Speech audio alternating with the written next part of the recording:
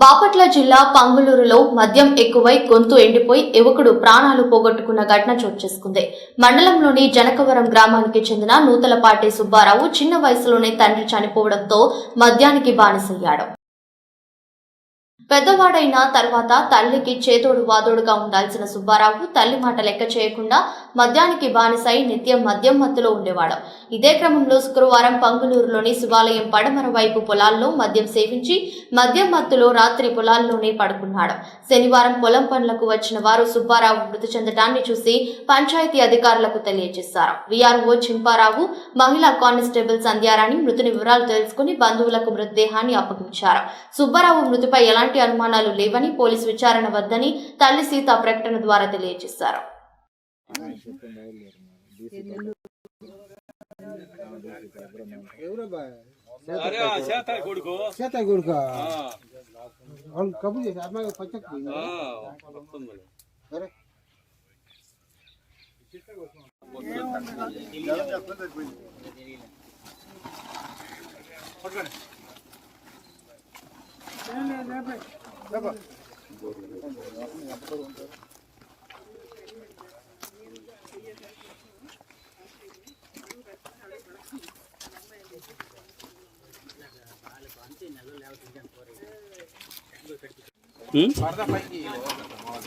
చేద్దాం.